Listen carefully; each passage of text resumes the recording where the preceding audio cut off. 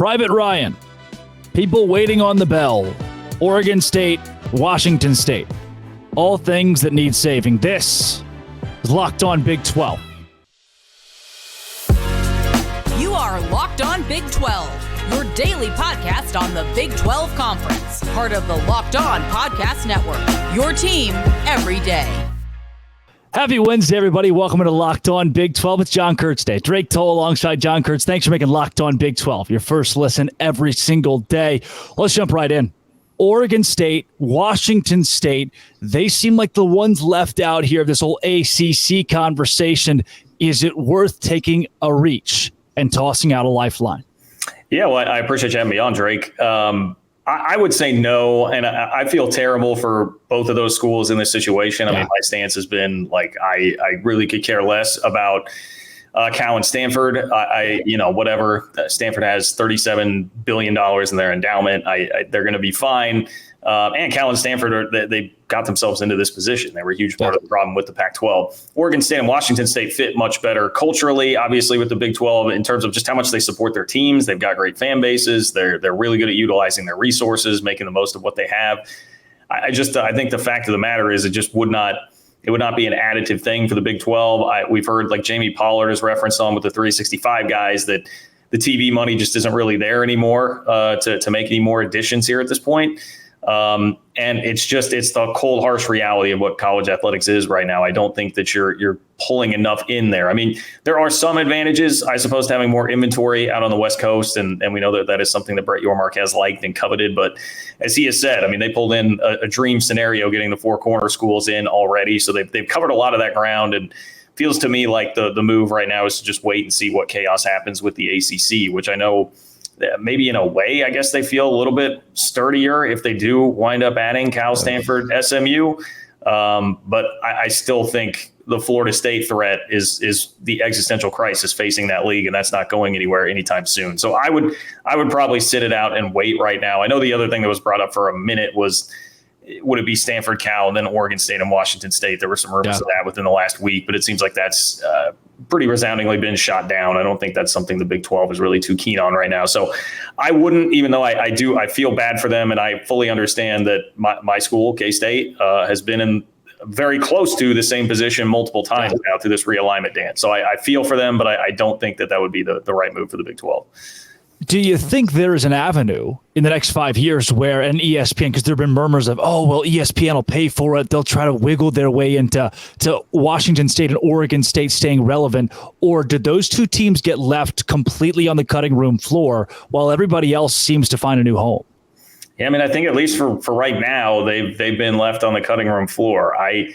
Maybe there is a scenario when everybody, people sort of talk about like down the road, if we get to just two giant conglomerates, and then it's going to operate on more of an NFL model. You try and separate it back out by geography and something that's a little bit more sensical, and you kind of come back around to that. Maybe there would still be a place for them at the table at that point. I would also wonder just what how much damage would have been done by then, just in terms of reputation, like what people think of the schools. A lot of that I would think is going to depend on how they continue to compete with whatever league they wind up in, and can they make it into the playoff and some of those things.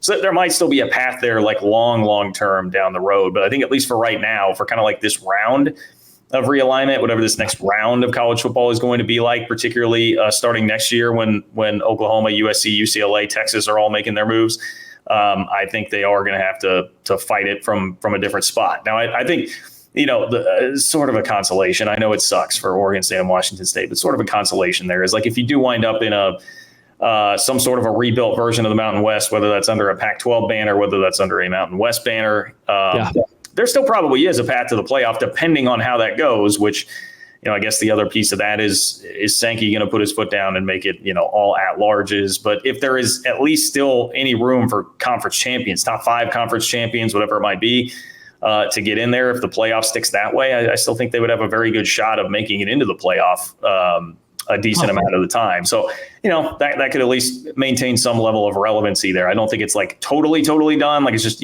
pack it up and go home sort of a thing. But for now, I think there's going to be some pretty big repercussions, unfortunately, for them. Well, we keep having the money conversation as if that's going to affect me or you. if Kansas State tomorrow gets $10 million more from a TV deal, I don't know how tangibly we see that from a recruiting standpoint, from a fan base standpoint. So you could throw the idea around that, okay, they're forfeiting more money, but if they land in a WAC, or in a rebuilt WAC or a Mountain West Conference, and they go to the playoff, then all is well. From a fan perspective, it feels like all would be well. But John, from a Big 12 perspective, what is the next move to make this conference the strongest? Do you stop? Or do you try to go further out west with somebody new? I mean, for me right now, it's kind of a just stop and survey the landscape. And I don't know how long that period actually lasts. I think that's kind of an impossible question to answer. And I think Brett Yormark will always be ready to strike whenever he needs to. I mean, it's been pretty clear the way this is all played out that the guy seems to be a step ahead of the game and knows where to go and when. But, I know his dream for a while was the UConn-Gonzaga basketball thing. It seems like the brakes have been put on that a little bit. And I think that's probably smart. You've just done so much. I mean, this has been a big, massive move here, quite an undertaking. You're integrating 4 new teams this year. You're going to be integrating 4 new teams next year. You've got Florida State threatening to leave, and a lot of people think that they will try to leave by this time next year. So there's so much going on. There are so many moving pieces there. To me, it's not really prudent to try and go further down that road. I think if you wanted to convince me of something, like if Gonzaga were possible as a basketball only ad, and you could go with them, and I mean, I guess if UConn were possible basketball only, I certainly wouldn't be adding them as a full member. But basketball is the thing that I think about on the medium burner now. I won't call it the front burner, but the medium burner for Yormark, because I think he believes decoupling the basketball and football thing could really add a significant amount of money per team around the league. I have a little bit of skepticism toward that. I think could add some. I think it's a very good idea. I think it's the type of thing that you absolutely need to try. But I think he's pretty convinced that can add a substantial amount of money, not like totally catching up to the SEC or Big Ten money, but enough to kind of bridge the gap a little bit and start to lead you down that road. And I think that's kind of the next avenue, the next frontier, because you're clearly not going to. George Kliavkoff, I thought one of the dumbest things he did was publicly saying we're going to catch up to the Big Ten and the SEC financially. That was just never going to happen. That's not the right attitude to have. You got to try and do it a different way than what they're doing. And I think that's what Yormark is absolutely trying to do here. Kind of maximize the value of basketball because that's what you have, and see if that can bridge the gap a little bit and firmly establish yourself as the 3rd best league in the country. I think that's kind of the path forward for the Big 12 now. John, if there is a fall through with the ACC and Stanford, and we've heard that there's the meeting that's going on this week to decide ahead of the college football playoff. I mean, there's so many things, bells and whistles to this. If that falls through, and you're Brett Yormark, do you pick up the phone from Cal and Stanford? Do you entertain that idea? I don't love it. I don't love it. I really don't, because look, Stanford, I guess the appeal is that Stanford has such a brand, even though it's not really based around athletics at this point. But they are, university presidents certainly would love it, but it just seems like a marriage that just would be very silly on both sides. I mean, there's really nothing that those schools have in common with anybody in the Big 12. As much as we talk about Stanford and Cal looking down on the Big 12, I think you also have to think about, look, this is a league full of places that fill their stadiums, live, eat, sleep, breathe athletics and supporting their team. And that is not the vibe at all in Berkeley or Palo Alto. Much more based around academics, not good teams. So you're not gaining much from a on-field perspective in any sport right now. I think that's only going to get worse, because as we go closer to athletes being employees and NIL and transfer portal and those sorts of things, Stanford struggles with the transfer portal because of the academic requirements. They're certainly not one that wants to be really heavily involved in the NIL game and paying athletes. So I don't think you're going to see a return to relevancy really for either of those schools anytime soon. So you combine all that together, it doesn't feel. And then again, everything I just said about waiting for the ACC and not trying to overreach right now and letting things settle, I struggle to find a way where that really makes any sort of sense for anybody involved. By the way, the other piece of that is I just don't think that Cal and Stanford would ever agree to it, even if maybe an ESPN has kind of suggested hey, maybe if the ACC doesn't work out, you could go do the Big 12 thing. I don't think even if they're getting nudged that way that it would ever actually work for anybody there. So I have a hard time seeing it. Yeah. Well, John, I want to dive into the Big 12, the ACC. If the ACC does get Cal and Stanford, how do things change in the landscape of college athletics? Does the ACC now jump the Big 12? But first, from our friends from GameTime right here on Locked On Big 12, part of the Locked On Podcast Network, your team every day. Oh, it's game time. Game week, by the way. I love college football, obviously. And I also love waiting last second to get my college football tickets. I have been to many games. I watched the Arkansas and the Kansas game and the Liberty Bowl last year. You remember it. I have seen Virginia Tech play a football game randomly. And you know why? Because I go on Game Time and I find these cheap tickets. Last second. I'm 22. I don't plan things. I don't have a calendar. I just go and do because Game Time lets me. If you want flash deals, last minute tickets, easy to find tickets for every kind of event from concerts to playoff games to, like snake festivals they do in Texas. You can find them at Game Time. Also, event cancellation protection, job loss protection, lowest prices guaranteed. Right now, go to Game Time. Forget planning months in advance. Plan the day of. That's what I do. So you know exactly what you expect when you arrive when you get these tickets. They show you a picture of where you sit. 2 taps, you're set. Tickets directly to your phone. You never have to dig through your email to get them directly to your phone. Download the Game Time app. Open the account. Use the code LOCKEDONCollege, $20 off your first purchase. If it's a $20 ticket, it's a free ticket. Game Time app, Locked On College, $20 off. Create that account with Locked On College for $20 off. Download Game Time today. Last minute tickets, lowest prices, guaranteed. John Kurtz, the best jawline in sports, the Big 12 and the ACC. Now they've got Stanford. Now that they have the Big 12 people, we've got all the time zones has been the big thing that we've screamed for so long. Now the Pac-12 is going to bring in the greatest Olympic sports school, the ACC, I'm sorry, will bring in the greatest Olympic sports school in Stanford. Does that put that league above the Big 12, given the turmoil they're undergoing right now? Yeah, the way I evaluate it, I don't feel like Stanford and Cal and SMU too, for that matter, just don't really move the needle for me too much in terms of like where I feel like they would actually be in the pecking order, because it's so heavily slanted toward football. And then if you want to take anything else into account, it's basketball. And if you have just an overwhelming basketball league like the Big 12, I think it counts for something. I'm not sure that the ACC is getting anything out of SMU, Cal, and Stanford for basketball. They're certainly not really for football right now. But I do think the ACC still very much has an argument to be the third best conference in the country for now. And that is simply because they just have more at the top. The Big 12 is so balanced. And there is, Utah, TCU, like Oklahoma State, K-State. You have some pretty good programs, but they're not at the level of Clemson, Florida State. Miami has been so mediocre for so long, but that does still have a lot of residual brand value to it. So I think because of that, I think there's very much an argument for it. You just say, well, hey, the ACC, they're going to have a better chance of having somebody winning the national championship, at least, fully realizing that TCU just played for it last year. But with Clemson, basically Clemson is carrying a lot of the load there. We'll see. Florida State has run their mouth a whole lot here. I sure hope they can back that up on the field. We'll find out. I think Mike Norvell is a good coach. I'm not sure that he's great or excellent.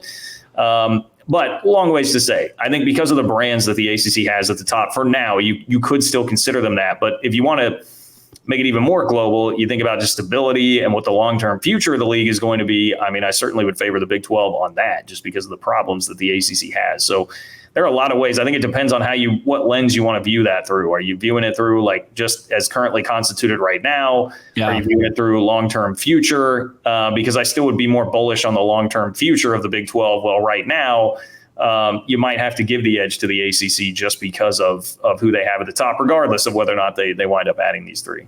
So that's huge. So to sum it up a little bit, you give the ACC A1 over the Big 12 because of the Florida States, who might not be in that league in 5 years, who will likely not be in that league in 3 to 5 years.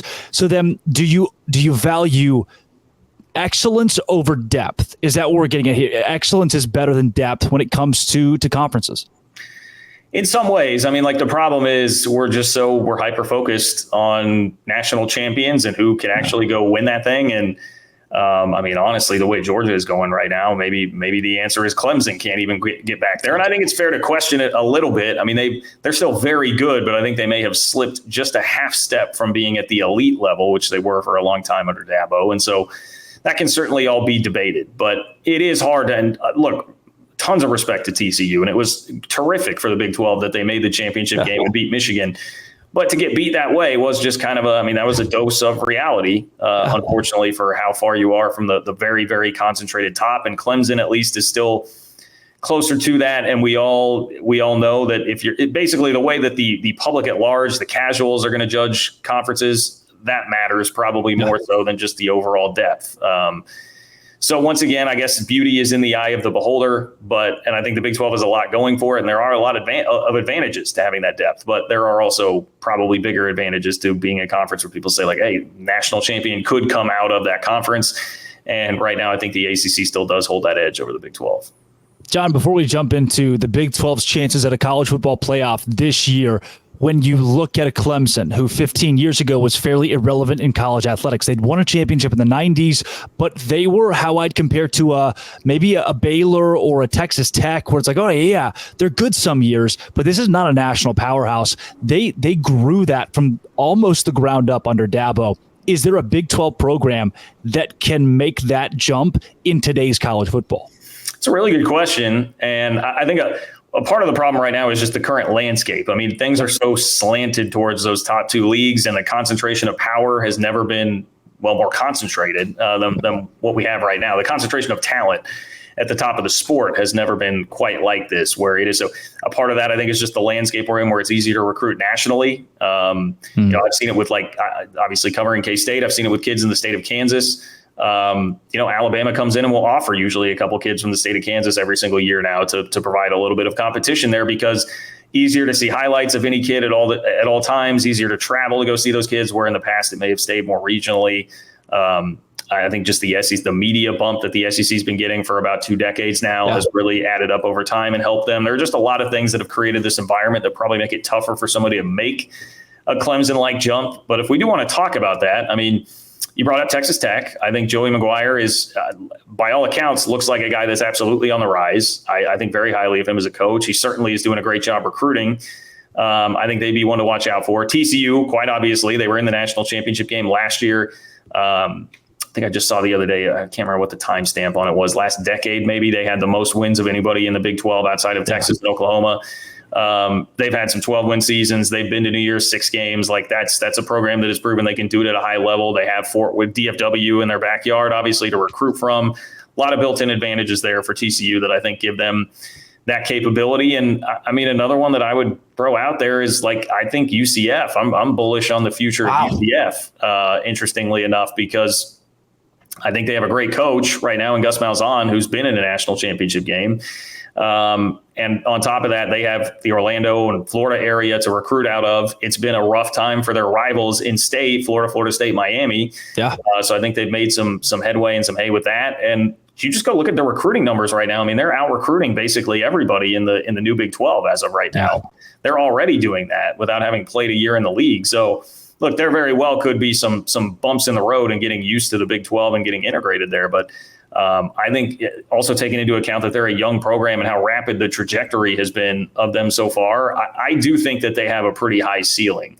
Now, Clemson, that's obviously extremely lofty. But if we're just talking about teams that deserve to at least be in that conversation, I would probably submit them to that. Oklahoma State, I mean, the problem for me is Mike Gundy. It feels to me like the game maybe starting to pass him by a bit. He was not real quick. But the second you think that is the second he wins. Well, and look, 2021 was not that long ago, and he was 6 inches away from the playoff. So, it's hard for me to definitively say that. But because he was not quick to be on top of NIL and the transfer portal, that starts to make me wonder about what the long-term grip is going to be like there. But yeah, the guy is as consistent as anybody. So I think it would be unfair to leave Oklahoma State out of that conversation.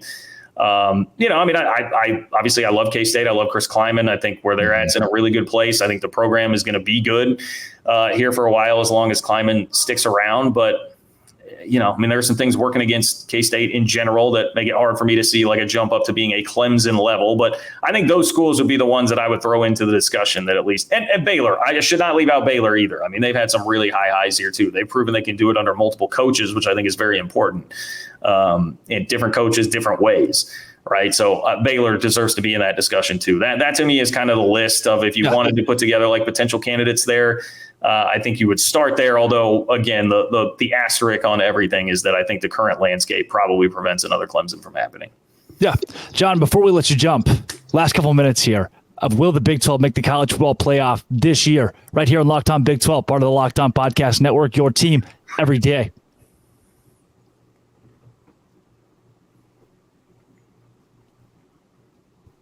All right, John. Peel back the curtains. Kansas State is my Big 12 champion. I think Will Howard, Chris Kleiman, who, if you remember 2-3 years ago, people were wondering if Chris Kleiman would still be the coach at Kansas State before too long. Now he has built a powerhouse in the Big 12. I don't think it's Texas. I don't think it's Oklahoma. I've got K-State with a season good enough to vie for a college football playoff. When you look across the landscape objectively, what do you see? I think to the point on K-State, I think their schedule is going to be meaty enough this year that they probably do have that opportunity. And a huge part of that would be playing Texas. They're going to be at Texas. They're also at Texas Tech. I mean, their road schedule is pretty tough this year. They're at Texas Tech. They're at Kansas. They're at Missouri in the non-con, who, I know a lot of people are kind of bullish. Wait a second, John. Did you just say at Kansas in naming the tough games? What a world we live in now. It is pretty crazy. That'll be at the end of the year. I mean, we'll see what kind of shape both teams are in, because Kansas has a much tougher schedule this year than they had last year. But I think that game will be a dogfight. So, and then they have TCU at home too. So, I mean, and TCU's schedule also sets up really nicely before that home game. I think they very well could be 6-0, 7-0. I think the opportunity would be there. For K-State to get that sort of recognition. Plus, they start ranked pretty high because of what they did last year. A lot of star power to replace, and it kind of has me hovering around more like a 9-3-ish expectation for K-State this year, with maybe one game one way or the other, as to where I could see that season going. I mean, look, the obvious answer here is, like, most people are going to say, hey, Texas would be your shot at the playoff. I understand it. I mean, it makes, in a vacuum, it makes all the sense in the world, but it just, look, they've done this year after year after year for 13 straight years now, where they've had a very talented roster and found a way to mess it up. Steve Sarkisian is not a guy who strikes me as, his resume does not strike you as somebody that's going to be a college football playoff type of coach. Yeah. So I have a hard time believing in them. Texas Tech, I think a lot of potential, but I worry about their quarterback health. So look, there are options. TCU went there last year. I would lean no. I don't think that the Big 12 is going to have a playoff team. I would love for them to, as long as it is not Texas or Oklahoma. And, frankly, Oklahoma might deserve a mention here too, in large part because of the schedule. They get such a kiss on the way out the door with that schedule, avoiding really the top 3 to 4 toughest teams in the league. They get all 4 newcomers. That is a tailor-made schedule for Brent Venables to have a rebound year heading into the SEC. So they probably deserve a mention there too. But I find enough flaws in every single team so far in the league that I lean toward no, you won't have a playoff team. But I would not have told you TCU had any prayer last year of going to the playoff, and we saw what happened there. So definitely could happen. But as of right now, I lean toward no. John, last one. Super easy. You're Big 12 champion. Go. God, it's, John, it's the last week before the season. You got to know. You got to have one. I know. Well, so people have been asking me for a while. I know I got asked at Big 12 Media Days, and I was like, look, my head would say Texas. Like, Texas should win this thing. Roster. My heart would say K-State. Would love for K-State to win this thing. So I kind of was like, look, going back and forth between all that, I took both of them out of it, and I said, all right, best of the rest. What's next up? And I was going Texas Tech. So. Yep. I guess by that process of elimination, I go to Texas Tech with Oklahoma pretty close behind once again, just because of the schedule. But I don't believe in the combo of Dylan Gabriel and Brent Venables enough to go all the way to say that they would outright win the league. I think they very well could make it to Arlington. But Red Raider fans, there you go. I'll take Texas Tech. 122nd in total defense for Oklahoma last year. Not good, John. Not good. Now, everybody knows where to go to find you. They've already watched your stuff. But if they haven't, if the one person who hasn't, where do they need to find you? Yeah, I appreciate that. So check it out on YouTube. Just John Kurtz, just my name here. You can find the YouTube channel there. Do a couple of live shows every week. I'm on Twitter. Obviously, you see the Twitter handle, JL Kurtz. Is how you can find me on Twitter. And if you are a K-State fan, I do a podcast called 3MA. It's like EMA, but with a 3. Wherever it is that you find your podcasts, you can listen to K-State coverage there. That's John Kurtz, JL Kurtz. Thanks, John, for joining the show today. Everybody else, thank you for making Locked On Big 12 your first listen every single day. This has been, it always will be, Locked On. Hey, thanks again for making it your first listen every single day. Grande dose.